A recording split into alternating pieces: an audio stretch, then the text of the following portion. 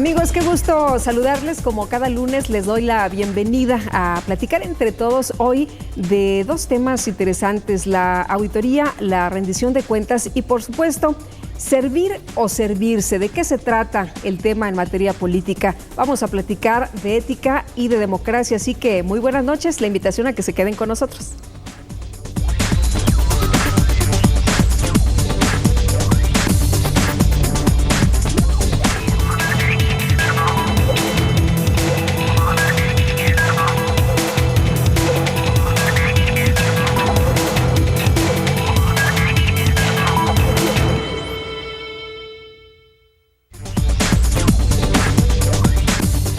Y les quiero presentar a nuestro primer invitado de esta noche y le agradezco mucho, como siempre, el que nos pueda acompañar, al maestro Ruperto Retana Ramírez. Él es el Contralor General del Instituto Electoral del Estado de México. Maestro, ¿qué tal? Qué gusto. Buenas noches. Buenas noches, Lupita. Es un gusto participar en este programa del IEM entre todos y bajo tu conducción excelente. Muchísimas gracias, maestro. Y bueno, antes de entrar en materia, estaremos platicando con usted de fiscalización, de auditoría, de transparencia, rendición de cuentas, temas que son sumamente importantes, sobre todo en estos tiempos donde la gente exige saber qué es lo que pasa, qué es lo que se está haciendo. Pero antes, si le parece bien, vamos a revisar las notas de lo importante que también platicamos con nuestros amigos en el programa anterior.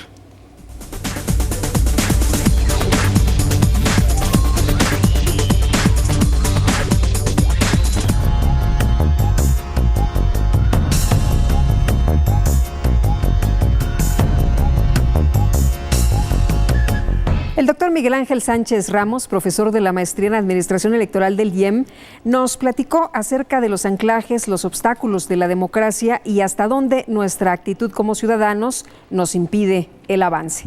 La elección es la puerta de la democracia, ¿sí? Pero no es todo. Ahí se empieza un proceso importante que es la legitimación para la democracia y la legitimidad para la autoridad. Entonces son dos momentos, ¿no? La elección, que nos va a permitir reconocer a la autoridad, y luego creer en ella cuando nos da resultados, cuando se hace efectivo. Este concepto que se tiene de la democracia y de la política en general, lo aprendemos desde la casa. O nos gusta y nos gusta participar porque es una construcción socialmente aceptada. Claro. ¿No? Por ejemplo, podemos ver en las comunidades más pobres, y obviamente también menos pobladas, hay más cercanía del ciudadano o del habitante con su gobernante. Sin embargo, no es para una situación colectiva, sino es para un favor en lo personal. Así es. De lo cual se favorece el clientelismo político. El gran problema que yo le veo a la sociedad civil es que se segmenta por temas, se tematiza. Está el medio ambiente, están los derechos humanos, pero no hay la condición estatal o colectiva. Sí, yo me atrevería a decir que el ciudadano se ha dado cuenta de que cuando está en el gobierno le es más difícil cumplir, ¿no? Por diferentes circunstancias. Entonces el ciudadano utiliza la campaña para pedirle favores y sufragar algunas necesidades a los candidatos.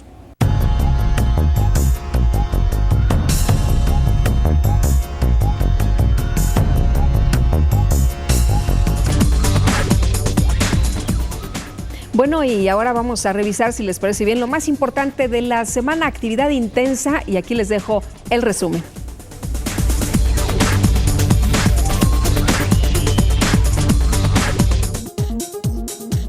El Instituto Electoral del Estado de México continúa desarrollando el ciclo de conferencias sobre cultura política democrática y educación cívica 2013. Y en esta ocasión, en el Tecnológico de Estudios Superiores de Jocotitlán, el titular del órgano técnico de fiscalización del IEM, Hernán Mejía López, impartió la conferencia Ciudadanía, Democracia y Globalización, en la que indicó que hoy la construcción democrática y de ciudadanía cobra importancia en una sociedad compleja y multicultural como la mexicana, siendo en sus universidades donde existe un gran potencial para impulsar su desarrollo.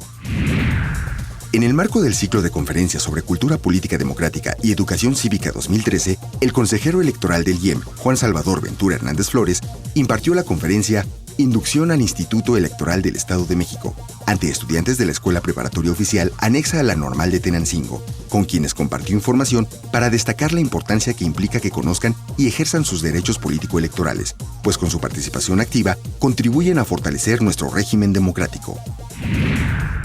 En sesión ordinaria, el Consejo General del Instituto Electoral del Estado de México aprobó realizar un estudio para perfeccionar el contenido de los formatos de la documentación electoral, así como el programa de permuta para reciclar el papel y cartón en desuso, y el programa del Servicio Electoral Profesional 2013 en órganos centrales.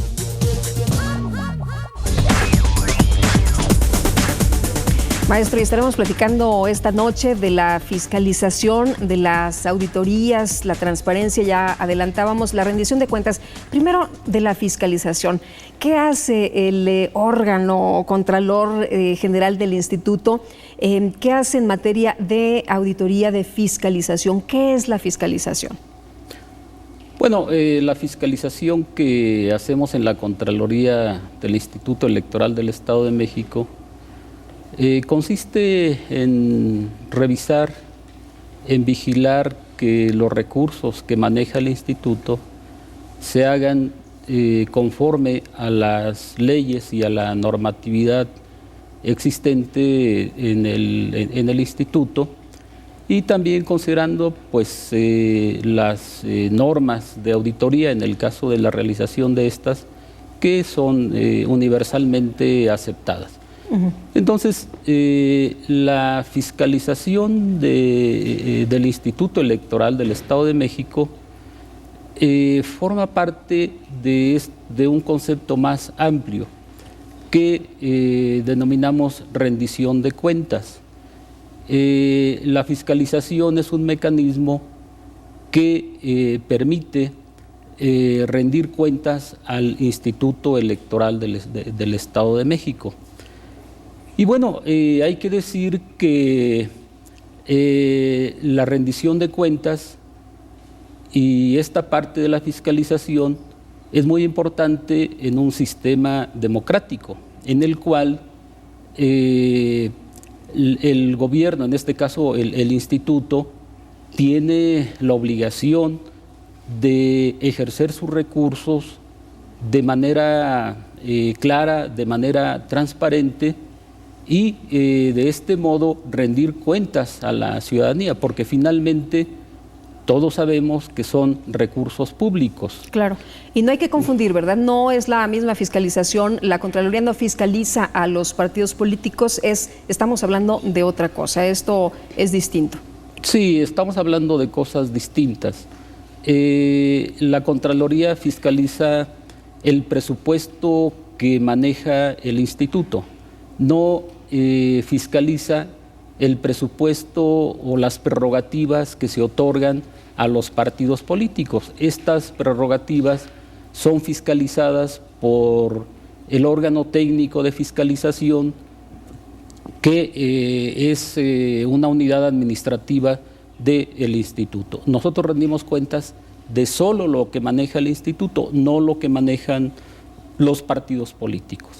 Muy bien, ahorita si le parece bien regresamos para que le comente usted al auditorio cómo se hace, cuándo se hace, en qué momento se rinden las cuentas y cómo puede enterarse la gente también de esto que ustedes van colocando en la página, por cierto, que tienen para que todos sepamos de qué se trata, maestro. Si le parece bien, claro, vamos a unos mensajes y regresamos enseguida. La invitación es para que se queden con nosotros aquí entre todos.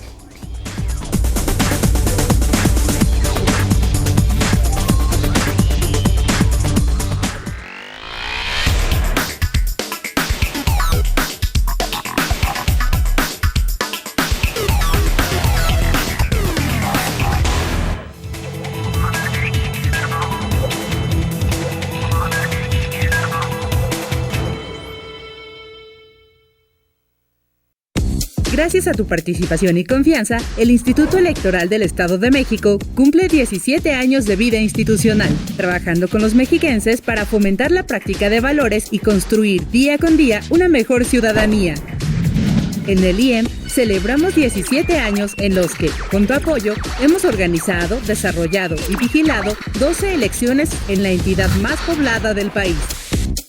IEM, Instituto Electoral del Estado de México. Detrás de tu voto, hay buenas noticias. Un programa del Instituto Electoral del Estado de México.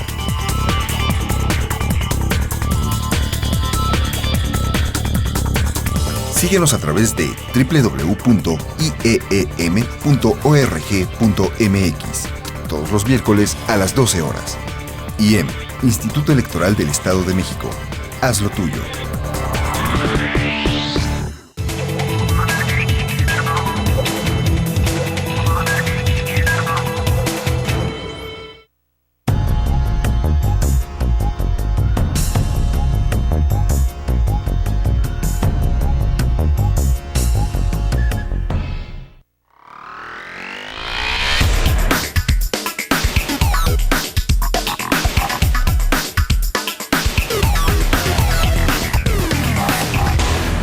Pues ahora sí que para saber que no roben tanto dinero, porque la verdad estamos fastidiados de tanto robo, porque nada más viven a expensas de uno, y no hacen nada ahora sí que por la comunidad, ¿no? Por rendir la elaboración de su trabajo, ¿no? Tienen que promover muchas cosas, desempeñando su labor de trabajo, analizar las cosas y hacernos saber a cada ciudadano qué es. Para saber nosotros en qué se gastan el dinero, ¿no? Para estar enterados de todo lo que hay.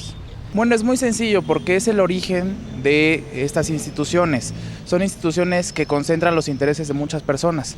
Entonces, todas esas personas, al estar involucradas, pues necesitan que se les rindan cuentas del trabajo que está haciendo en conjunto, ya sea de la institución con la sociedad. Pues para que sepa uno a dónde van todos nuestros impuestos.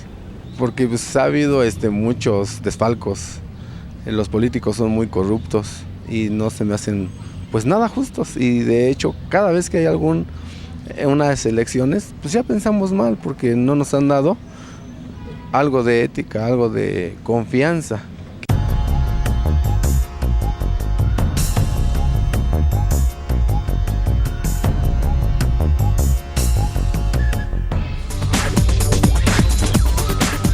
Estamos de regreso, maestro, y quedamos en que les iba a explicar a los amigos cómo se realiza precisamente este trabajo, la fiscalización, a partir de qué momento y hasta qué momento, y cuándo son los cortes informativos. Sí, la fiscalización la hacemos fundamentalmente a través de auditorías.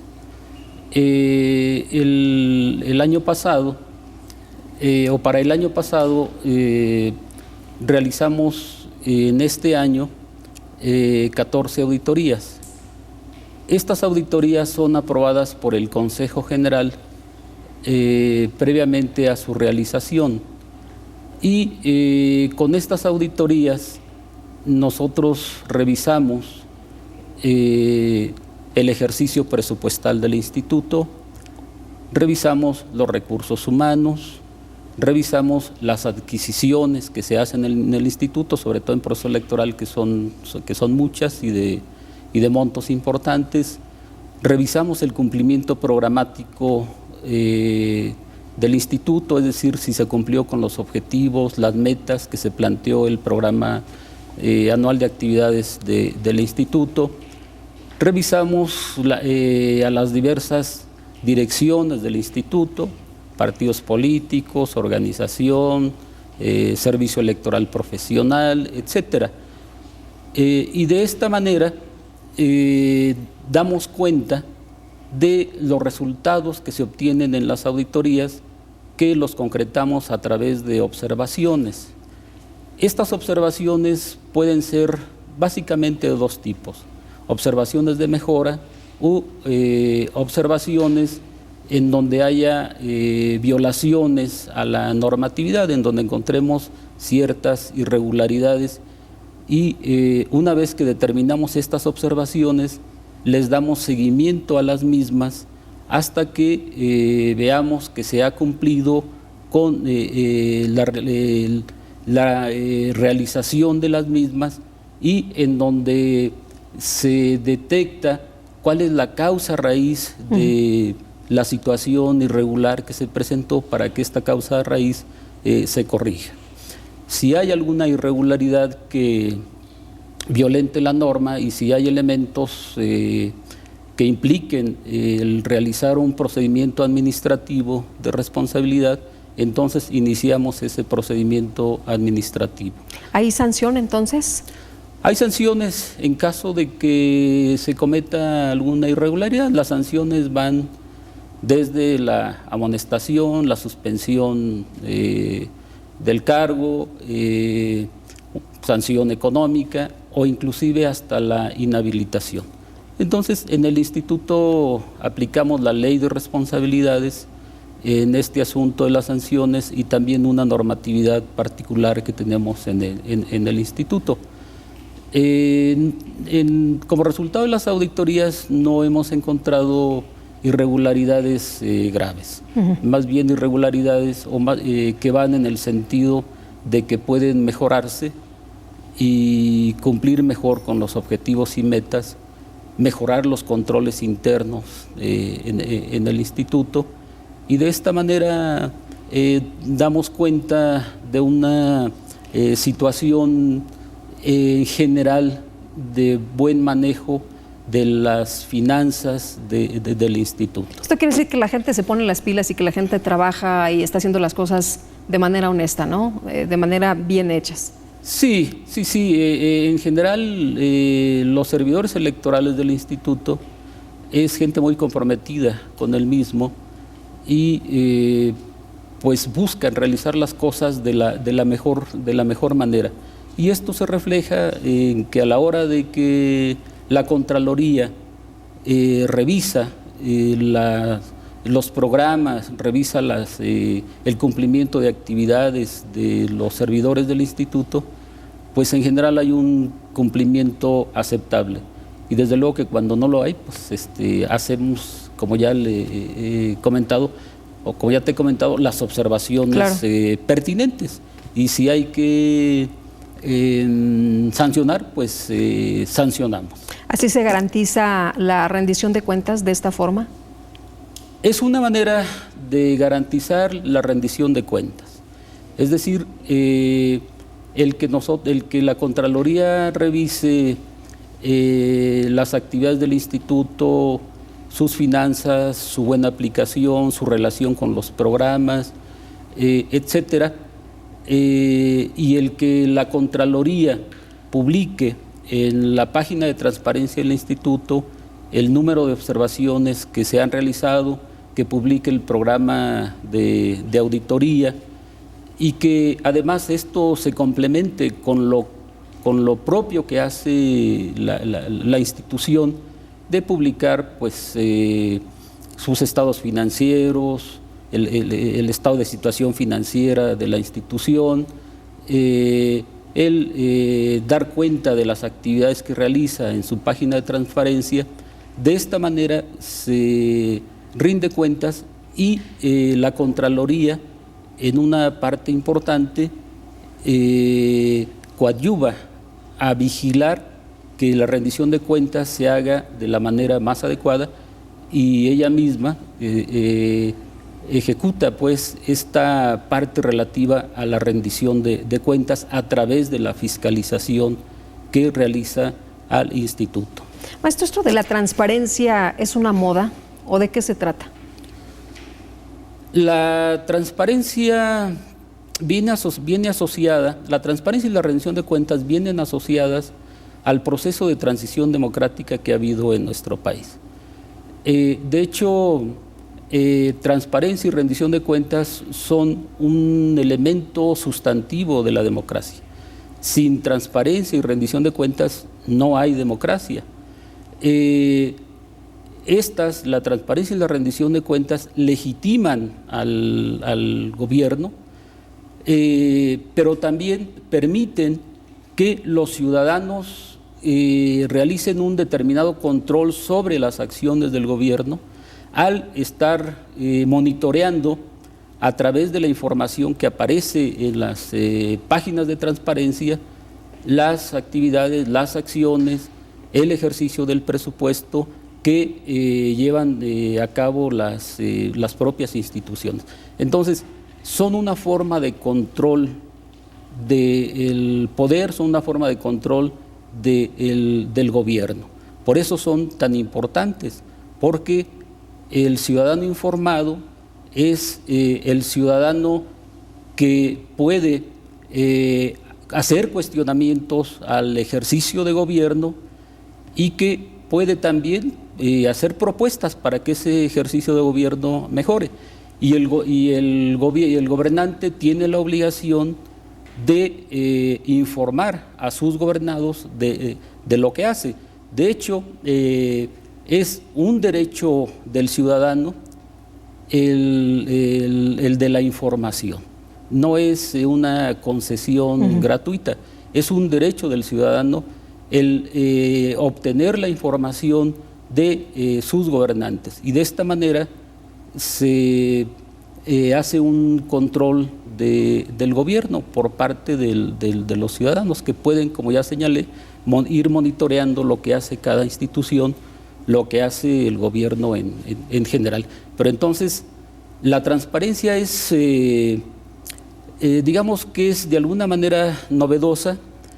No era tan importante antes, digamos, de 1977 en nuestro estado y en el país, pero a partir de este año, que inician cambios en sentido democrático, la transparencia y la rendición de cuentas se hacen más importantes y se convierten en una necesidad que acompaña los cambios democráticos en nuestro país. Y bueno, no se diga en el instituto, que es la institución que de alguna manera es partícipe de este proceso de cambios en el Estado de México, pues con mayor razón está obligada a ser transparente y a rendir cuentas a la sociedad.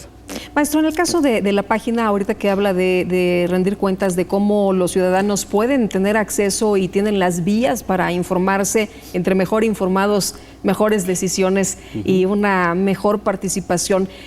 ¿Cómo funciona la página? ¿Quién la puede ver? ¿Cuál es las visitas? A mí me llama mucho la atención qué se hacen. ¿Tienen ustedes idea de quiénes consultan esta página? ¿Son en realidad más ciudadanos o es gente que está relacionada con los partidos políticos o con los medios de comunicación? Bueno, yo quiero decirte, Lupita, que la Contraloría vigila que la página de transparencia cumpla con lo que señala la ley. En este caso, pues, con las normas, los lineamientos que establece el Instituto de Transparencia y Acceso a la Información del Estado de México. Y en estas revisiones constatamos que efectivamente se cumpla con los requisitos que establece el Infoem. Y hacemos observaciones de mejora a la página de transparencia y encontramos en esta la información relativa a servidores electorales, el salario que perciben, toda la parte relativa al derecho que aplica en el Instituto Electoral del Estado de México, y tenemos ahí pues toda la información que legalmente debe de estar disponible. Puede consultar la página cualquier ciudadano del Estado de México y del país, inclusive porque es una página pública, es decir, todo el mundo puede consultarla incluso desde cualquier parte del mundo. Y en esta página del instituto hay una pestaña que se refiere a transparencia. Basta con abrirla y allí despliega toda la información que se encuentra en esta página de transparencia del instituto. ¿Quiénes consultan? Bueno, como el sistema de consulta depende más bien del Infoem, entonces estos datos específicos de quienes consultan que están en el sistema, y nosotros por digamos cuestión de transparencia no sabemos directamente quién la solicita. Simplemente nos llega la solicitud y se remite la información correspondiente. Tenemos muchas solicitudes de información. Y bueno, y eso es muy importante además, ¿no? El saber que sí hay solicitudes de información quiere decir que la gente pues está atenta de saber cómo se está manejando, como usted decía, el recurso que al final es recurso de todos. Sí, ¿cómo está manejando en general el instituto? Exacto. Recursos, actividades, reuniones de sus órganos colegiados, etcétera, etcétera. Todo eso lo puede conocer el ciudadano que quiera accesar a la página de transparencia. E inclusive hay algo más. Es a través de esta página de transparencia como los ciudadanos tienen acceso a la información de los partidos políticos. Es decir, el instituto es mediador en la información que se solicita a los partidos políticos. Y bueno, pues la información es vasta, la que se nos solicita desde quiénes integraron tal o cual consejo distrital electoral, cuáles son los gastos de los consejeros electorales, cuál es la actividad o el orden del día de tal o cual sesión del Consejo General. En fin, ahí tenemos toda la información que, digamos, el ciudadano podría solicitar para estar debidamente informado de lo que hace el Instituto Electoral. Maestro, muchísimas gracias por haber estado con nosotros esta noche. No, gracias. Muy amable. Lupita. Buenas noches. Buenas noches. Hasta luego. Nosotros vamos a una pausa y enseguida regresamos. La invitación para que se quede con nosotros. Servir o servirse de los puestos de elección popular. Quédese con nosotros. ¿Le interesa?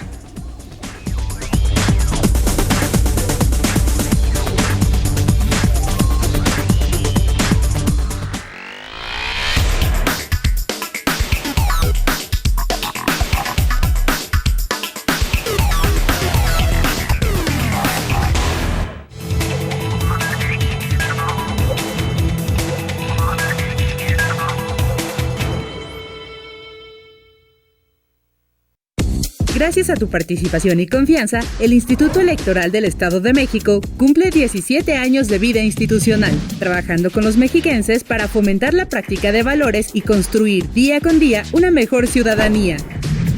En el IEM celebramos 17 años en los que, con tu apoyo, hemos organizado, desarrollado y vigilado 12 elecciones en la entidad más poblada del país. IEM, Instituto Electoral del Estado de México. Detrás de tu voto hay buenas noticias.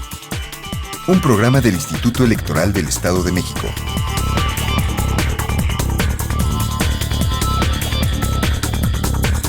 Síguenos a través de www.ieem.org.mx todos los miércoles a las 12 horas.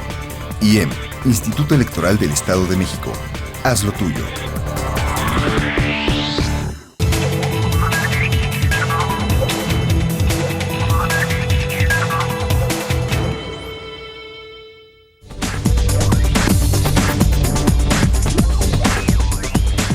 De regreso, y antes de irnos le preguntaba a usted si lo correcto era servir o servirse de los puestos de elección popular. Hemos tenido muchas experiencias de gobernantes que llegan y después encontramos que la situación en la que dejan en los estados pues es realmente muy crítica en materia de cuestiones financieras. Y está con nosotros el doctor Óscar Diego Bautista. Él es investigador de la Facultad de Derecho de la UAM, quien nos acompaña en esta ocasión y a quien le agradezco que platique del tema con nosotros. ¿Cómo estás? Qué gusto tenerte por acá. Bienvenido. El gusto es mío. Buenas noches. Gracias por la invitación. Oye, y bueno, servir o servirse, ¿de qué se trata todo esto de la ética y la democracia? Recuérdale, por favor, a algunos que ya no se acuerdan qué es la ética. Sí, bueno, el tema de la ética y la democracia obviamente es un tema vigente, contemporáneo, y tiene que ver por todas las prácticas corruptas que vemos a diario, ¿no? Yo creo que nadie puede mentir de que pasan o suceden muchas cosas de parte de nuestros servidores públicos.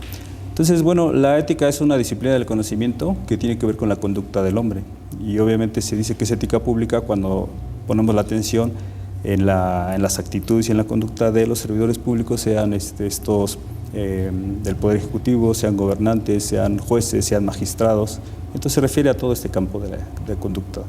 Y en general en todas las profesiones, ¿no? Bueno, sí, al servicio público llegan profesionistas de todos los ámbitos, ¿no? Tenemos arquitectos, ingenieros, comunicadores, politólogos, administradores químicos, públicos, profesores, sí, médicos. Entonces la ética es una disciplina fundamental que de alguna manera debería ser horizontal a todas las disciplinas del conocimiento. Tú hablabas en uno de los textos que has escrito que me parecen muy interesantes y que ojalá nuestros amigos los pudieran obtener. Ya nos platicarás más adelante cómo le podemos hacer. Hablabas de los jóvenes que se preparaban en la antigüedad para ser y servir, ¿no? Para ser prácticamente políticos y servir al pueblo. Y tú hablabas de aquella vestidura blanca, de aquella candidez que después derivaba en una persona proba, de una persona que después se hacía candidato. Platícale, por favor, a nuestros amigos del auditorio. Sí, el tema de la ética es un tema viejo, de antaño, viene desde las antiguas civilizaciones. Tanto en Oriente como en Occidente, las grandes culturas se preocupaban por intentar formar y la conducta de sus representantes públicos. Entonces, pero en particular a lo que te refieres, es un dato interesante que se practicaba en Roma. Aquellos individuos que aspiraban a ocupar un cargo público tenían que ser personas íntegras, personas que de alguna manera hicieran actos buenos, actos positivos y fueran reconocidos por su comunidad, personas que de alguna manera fueran de honor, de mérito. Y esta forma de representar el honor al mérito se daba a través de una túnica blanca. El blanco es símbolo de pureza, entonces tenían que ser hombres puros, hombres buenos, hombres cándidos. La pureza se reflejaba en la candidez, en el concepto de candidez, y de ser cándido, pues de ahí viene la palabra candidato. Eran hombres buenos, hombres blancos, hombres que se dedicaban al bien común. Pero eran personas preparadas, ¿no? Aquí el asunto es que son personas honestas, pero aparte preparadas. Tú planteas también que aquí uno de los temas importantes es que la gente que llega a los puestos de elección popular muchas veces no tiene esa preparación, ni tampoco el interés, más bien su interés es particular, personal, de allegarse de recursos y de poder. Sí, efectivamente, como decíamos, desde la antigüedad, ahora sí que los grandes pensadores se preocuparon por establecer un perfil básico de todo servidor público. Y ese perfil básico pues se puede reducir a 3 elementos o 3 características. Uno es capacidad para el cargo, tendría que ver con una previa formación, obviamente, para el cargo. El segundo elemento era lealtad a la comunidad a la que representa, ¿no? Y el tercer elemento tiene que ver con el dominio de sí mismo, reflejado a través de los valores y que tuviese virtud y sentido de justicia. Cuando los gobernantes tenían esas 3 características, pues digamos que gobernaban bien, había un gobierno justo o un buen gobierno. Bien, paradójicamente, esos principios que se establecen o que quedan, incluso están de forma testimonial a través de códigos de ética, como el Código de Hammurabi, que es un código muy viejo, los principios del rey Asoka en la India, 4 siglos antes de Cristo, o sea, hay datos que ya hablan de todo esto. Paradójicamente, hoy en día, pues parece ser que se nos ha olvidado, o se ha descuidado, o se ha omitido estos principios básicos para un perfil del servidor público. De manera que, pues no es de nadie desconocido que en el caso mexicano tenemos servidores públicos que de alguna manera carecen de una formación o de una cultura política básica. Hay un investigador español que se llama Manuel Alcántara, es un hombre de prestigio que se dedica al estudio de los sistemas políticos latinoamericanos, y él ha hecho un estudio en donde ve cuál es el perfil, la formación de los servidores públicos por países, y paradójicamente el caso mexicano es el de los perfiles más bajos. 15% de los presidentes municipales en México son analfabetos y un 60% apenas tienen la primaria. Entonces sí hay mucha ignorancia respecto de la formación de algunos servidores públicos, cosa ahora, que creo que hay que darle atención. Tú dices, tendríamos que modificar eso, pero entonces no estaríamos atentando en contra de lo que mucho se ha dicho, cualquier persona tiene derecho a votar y ser votada, ¿no estarías alterando ese principio? No, de ninguna manera, o sea, no se impide a la gente que aspira a un cargo público. De hecho, bueno, la Constitución es clara, ¿no? Cualquier individuo puede aspirar a un cargo público, siempre y cuando sea ciudadano y sea postulado por un partido político. Pero el hecho de que tenga formación, pues eso creo que es inherente, incluso hasta de lógico y sentido común. Pero bueno, aunque sea de lógica y sentido común, Burgoa Orihuela, mencionas tú en el texto, decía, bueno, pero aparte hay que agregarle, ¿no? Que tienen que estar preparados, no nada más gente que quiera, que aspire, que pues pueda participar en una elección. Claro, el maestro Burgoa, que bueno, ya falleció, es un gran hombre del derecho, Él, precisamente preocupado por esta situación, se atrevió a proponer que, fíjense, en su momento ya fue muy atrevida su propuesta, que todos los legisladores tuvieran, aunque sea, el bachillerato. Aunque sea. Sí, obviamente él aspiraba a que tuviesen más nivel, más formación, ¿no? Sí. Sin duda, desde la época antigua, digo, nadie duda que la educación es un arma fundamental, claro, para salir del desarrollo. Pero si te fijas, siempre hay polémica cuando se habla de este tema, porque dicen, bueno, es que no todas las personas tienen la posibilidad, a lo mejor en alguna comunidad alejada, a lo mejor en alguna serranía, de tener acceso al bachillerato, de tener acceso ni siquiera a terminar la primaria. Claro, hay muchos enfoques, pero obviamente todas tienen respuesta. Platón, el filósofo antiguo, él decía que siempre sería mejor educar a los hijos con buenos principios que con muchos estudios. Claro. Y paradójicamente decía esto porque también hoy en día tampoco podemos negar que tenemos servidores públicos con grados máximos, maestrías, doctorados, posgrados en el extranjero, y eso no es garantía de nada. De alguna manera son grandes corruptos, ¿no? O realizan prácticas corruptas. Así es. Me voy a permitir señalar, por ejemplo, hay un documental muy interesante que se llama Inside Job, en donde precisamente refleja esto, esta crisis mundial que tenemos ahora, hoy en día, acompañada de este contexto de neoliberalismo y globalización, pues es realizado por grandes pensadores, maestros de Harvard, individuos que son sumamente inteligentes, con grados máximos, pero que son unos corruptos, ¿no? Y bueno, tú mencionas que hay que romper este círculo de vida de la corrupción política.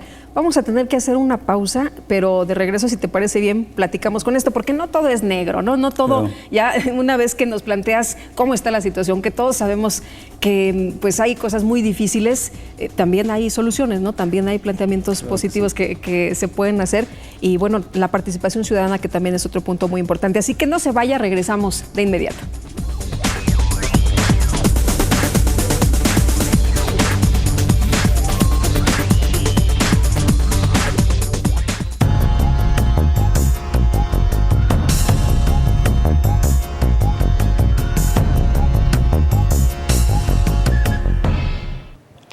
El Instituto Electoral del Estado de México tiene entre sus fines el de promover los valores y las prácticas de la cultura política democrática a lo largo del Estado.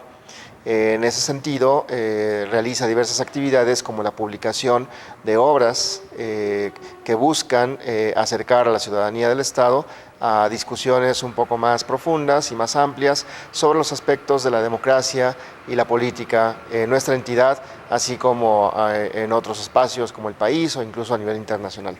Es el caso de esta obra que les presento en esta ocasión, que se llama El control jurídico del poder político en México, de Heriberto Benito López Aguilar, quien a partir de un estudio profundo sobre diversos aspectos del constitucionalismo, nos lleva a analizar las formas en las que el poder político es controlado por elementos formales de la sociedad contemporánea.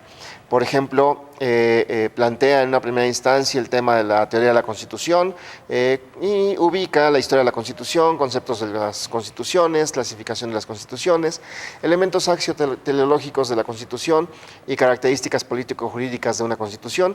En segundo lugar, plantea el tema del control del poder en el Estado constitucional, ubicando diversas corrientes y doctrinas para ubicar las concepciones doctrinales del Estado, las perspectivas teóricas del Estado de manera más reciente en el contexto del derecho, los elementos del Estado y el tema del poder, y en ese sentido el tema del control del poder a partir de los mecanismos que el propio Estado construye en sus espacios constitucionales, y los fines y funciones del Estado que se construyen a partir precisamente de la existencia de la Constitución.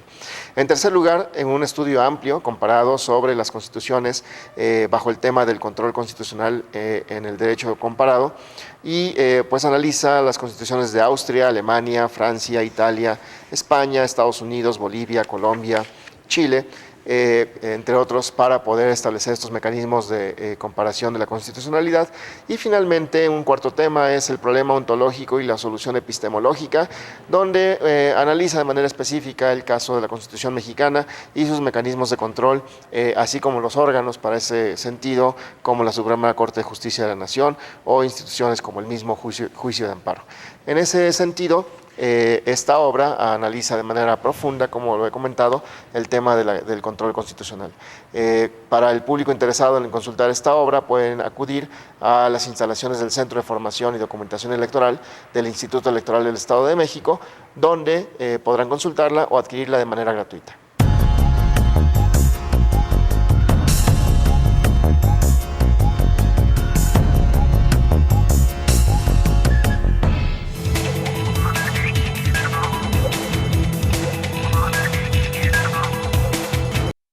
Gracias a tu participación y confianza, el Instituto Electoral del Estado de México cumple 17 años de vida institucional, trabajando con los mexiquenses para fomentar la práctica de valores y construir día con día una mejor ciudadanía.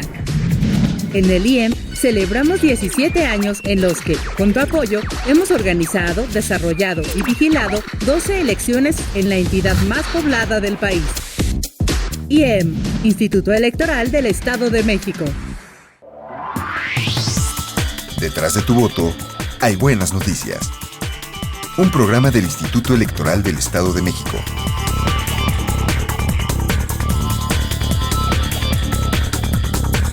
Síguenos a través de www.ieem.org.mx todos los miércoles a las 12 horas. IEM, Instituto Electoral del Estado de México. Haz lo tuyo.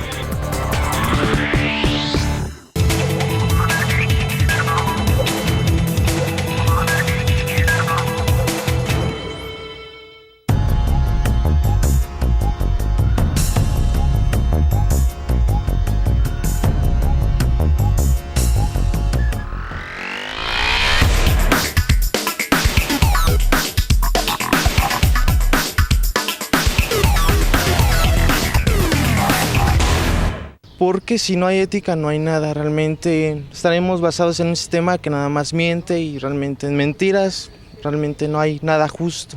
De hecho ya son valores que ya no existen dentro de la política, ya cada quien ve por lo suyo y es importante porque yo creo que así México, nosotros podríamos estar avanzando principalmente y yo creo que también ellos, o sea, vernos beneficiados, pero actualmente ya es algo que no existe, ética en política ya no. Porque de esa manera será posible que no se cometan tantos delitos como actualmente está ocurriendo precisamente porque no hay una ética. Definitivamente, no nada más en política, sino en todos los ámbitos debe de haber esa legalidad, ese compromiso de ser primero consciente de la responsabilidad con uno mismo y la responsabilidad con los demás. Es importante ya que se ve ahí la transparencia de cómo gobierna, ¿no? O quien está a cargo de la administración para dar los recursos, ¿no? Hacia la ciudadanía, nada más que nada. Ay, pues porque es lo principal, o sea, si la ética la debemos de manejar todo, yo creo que los profesionistas mucho más, y los que nos gobiernan y los políticos, o sea, mucho más, pero yo le apuesto que hay muchos políticos y mucha gente que está en el poder que no sabe el significado de la ética.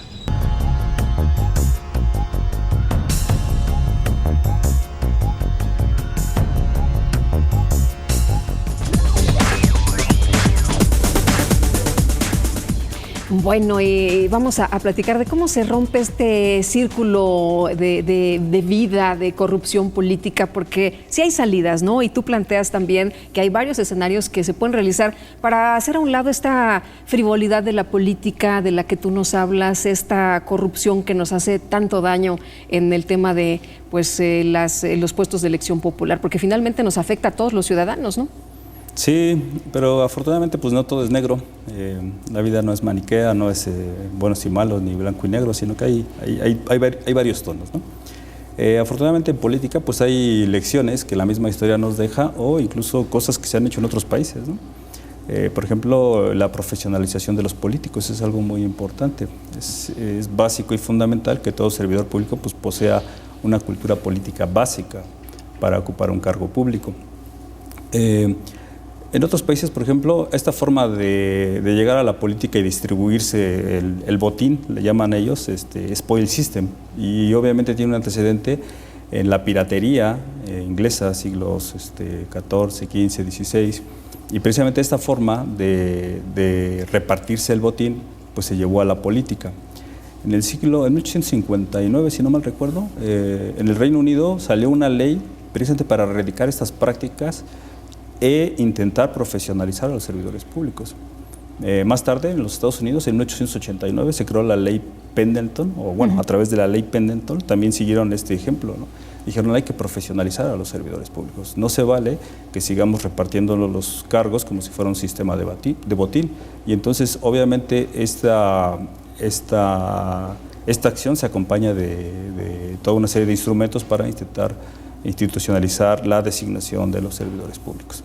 Pues sí, porque si no nos quedamos con actores, como tú decías, gente que no está preparada y que en la política tenemos gente como la Chicholina o tenemos personajes que pues son muy polémicos, muy excéntricos como Abdalá Bucaram o como otros más, pero que no aportan mucho al progreso, ni a la ética, ni al desarrollo de las ciudades, ¿no? Efectivamente, debido a la profesionalización o al descuido que hemos tenido de la ética en política, esta ha caído en una frivolidad. Y precisamente dices bien, acabas de señalar algunos casos. En Italia hubo una chica que era una actriz porno y que le llamaban la Chicholina, y obviamente por sus dotes, por sus cualidades fue votada por mucha gente, pero de alguna manera también en un sentido frívolo.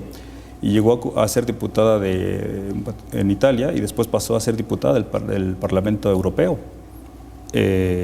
Otro caso es, por ejemplo, Arnold Schwarzenegger, ¿no? Quien de ser un actor de Hollywood pasó a ser de uno de los estados más importantes de Estados Unidos, ¿no? Exacto, y además se religió. Entonces, bueno, estos son dos casos interesantes. O Ronald Reagan, que nos pones también ahí de ejemplo. Sí, bueno, Ronald Reagan, que era un actor de Hollywood, precisamente fue el que empezó a implementar todas estas medidas que ahora ya son de uso común. Lo del mundo mediático, las imágenes, las poses, etcétera, toda esa actuación, ¿no? Pero ¿qué pasó con toda aquellos conocimientos y capacidad que deberían de poseer aquellos representantes públicos, ¿no? Hoy en día, bueno, antes se hablaba de los grandes estadistas, hombres con visión, hombres con formación, preparación, capacidad, aquellos intelectuales con una visión no solo local, sino global. Pero hoy en día parece que han ido sustituidos precisamente por la pose, por la imagen, por si son guapos, si son feos, o pues ese tipo de cosas que de alguna manera, pues cuando uno analiza, pues esto sería secundario, ¿no? Anecdótico, ¿no? Exacto. Y bueno, aquí hablas también de los usurpadores de la política, de los politicastros. Nosotros, tal vez quienes nos están viendo, yo les diríamos de otra manera, pero tú que eres un académico les dices politicastros o usurpadores de la política. ¿Qué hacemos con esos usurpadores de la política? Sí, bueno, a ver, habría que señalar qué es un politicastro.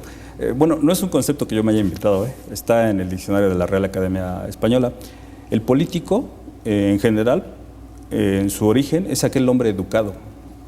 Sería como la definición del político, el hombre que tiene educación, que tiene formación y que es capaz de avanzar hacia el bien común de su comunidad. Pero cuando esto no sucede, cuando son individuos que son incapaces, que no cumplen con los objetivos, entonces de alguna manera se convierten en usurpadores. Y la definición de politicastro de la Real Academia Española dice que son aquellos individuos que, sin ser merecedores del cargo, son rastreros, inhábiles y corruptos, realizan prácticas corruptas. Entonces, bueno, pues esto es una definición. Y también esto señala que hay personas con este perfil, ¿no? Ahora, tenemos el antídoto, el perfil ético que tenemos que buscar en los ciudadanos que de veras estén interesados no en llegar a un cargo, a hacerse ricos ni tener poder, sino a gente que le interese el bienestar de su comunidad, como en la antigua Roma, ¿no? Que decían, bueno, una persona reconocida, una persona que le interesa la comunidad, el progreso, el desarrollo. El antídoto, platícanos, ¿cómo se implementa, cómo se instrumenta? Bueno, a ver, antes de decir al antídoto, que también eso sería muy, como es la solución, tampoco es así, porque es complicada. No es la panacea tampoco, ¿no? Exacto, la situación es complicada. Pero antes de decir eso, yo creo que es importante señalar que la ética y la política están vinculadas desde su origen. Por ejemplo, uno de los grandes sabios de la humanidad, que fue Aristóteles, quien tiene el primer tratado de política, él, antes de llegar a lo que es la política, la comprensión de la política, escribe los tratados de ética y dice que todo político debe pasar por la ética, debe conocer la conducta de las diferentes personalidades que hay en una comunidad para saber gobernar de forma idónea y adecuada. Ética y política van de la mano y tienen objetivos comunes. ¿Cuáles serían esos objetivos que además debe de poseer y saber todo político y todo servidor público, ¿no? El primer objetivo sería el bien de la comunidad política. El segundo objetivo es formar ciudadanos virtuosos. Otro objetivo es garantizar la libertad y la justicia en una comunidad. Y otro objetivo que es muy bonito es que la comunidad política logre la felicidad. Si los ciudadanos logran la felicidad, pues tenemos un buen gobierno. Y esa es la misión del buen gobernante, un gobernante con ética. En un Estado tiene que haber, hay dos partes importantes, que son los gobernantes y los gobernados. Y entonces es importante la participación de la ciudadanía.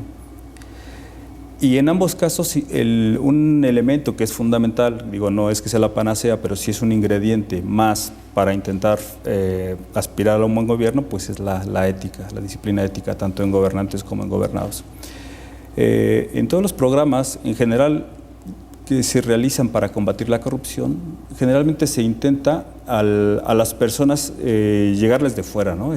Controlarles presupuesto, cámaras, cosas así, pero te dejan de lado la parte humana, la parte de valores. Por ejemplo, en mi experiencia en el servicio público, y les voy a dar un ejemplo de que lo he vivido, pero que también lo han hecho algunos psicólogos que se dedican a estudiar la conducta de los servidores públicos.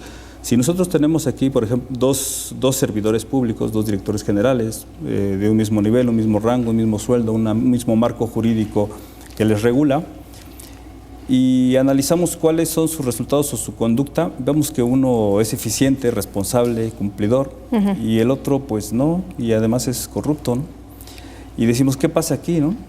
Si tenemos presupuestos, formas para intentar controlar la corrupción. Y resulta que hay algo que es básico y obvio, pero que a veces descuidamos. Bueno, pues resulta que quien es bueno, quien es cumplidor y responsable es porque tiene valores que le han permitido llegar a eso, ¿no? A comportarse de una forma digna. Mientras que el otro parece ser que ha descuidado esos valores. Claro. Entonces ahí llegamos al tema de la ética y decimos, bueno, ¿y qué hay de ética para fomentar valores en nuestros servidores públicos? Y esa es ahí una pregunta interesante. Oye, y bueno, ¿cómo le hacemos para que esto perdure? ¿Cómo le hacemos para que, tú decías, estos valores se destaquen? Pero no es un asunto que me aprendo ahorita y que leo en un libro, es un asunto que viene desde la formación. Claro. Para muchos hablar de la ética, para empezar es un concepto que puede ser muy debatible, muy polémico. Para algunos lo asocian a la moral, para otros con la religión, etcétera. Otros simplemente lo rechazan. Otros de plano ni lo asocian, ¿no? Exacto. Y hay otras personas que dicen que la ética es parte de la filosofía y que eso es utopía, eso es abstracción, eso es andar en el limbo. Y no, paradójicamente la ética es práctica. La ética es el día a día. Por ejemplo, vamos a ponernos así de forma muy sencilla, vamos a dar ejemplos sencillos para ir entendiendo esto, ¿no? Si una persona se sube a un autobús y tiene la posibilidad de pagar o no pagar, pues ahí hay un elemento ético práctico, ¿no? Si una persona llega a su trabajo y llega tarde y pone que llegó temprano, pues ahí está, ese es un acto ético, ¿no? Negativo, pero lo está haciendo, ¿no? Entonces, en cada acto que realiza el ser humano nos encontramos con actos éticos, ¿sí? Ahora bien, en el caso del servicio público, sí existen instrumentos éticos de aplicación práctica que nos pueden ayudar a intentar regular, formar, controlar la conducta de los servidores públicos y todo esto con el propósito de prevenir la corrupción. Muy bien. De hacernos más eficientes, de hacernos más responsables, de alcanzar los objetivos, ¿sí? Y obviamente hay casos prácticos de diferentes países en el mundo. En el mundo hay países que son corruptos, hay mucha corrupción, en general la corrupción es global, pero hay países que son menos corruptos. Así es. ¿Cómo es que estos países han logrado bajar la corrupción? Pues porque han creado mecanismos, han ideado mecanismos que yo les denomino instrumentos éticos de aplicación práctica que después los han institucionalizado, es decir, los han llevado a la práctica. Y esto es lo que creo que hay que retomar y que todavía nos falta por hacer. Muy bien. Pues doctor, te aprecio mucho que hayas platicado con nosotros esta noche, que has venido a la invitación de Entre Todos y pues vamos a seguir hablando de la ética y vamos a consultar, por supuesto, tus cuadernos de trabajo. Muchísimas gracias. Muy bien, muchas gracias. Buenas noches. Muy buenas noches. Y muy buenas noches también a usted que nos acompañó Entre Todos este lunes. Le deseo que tenga una muy buena noche, muy buena semana y que la pase usted muy bien.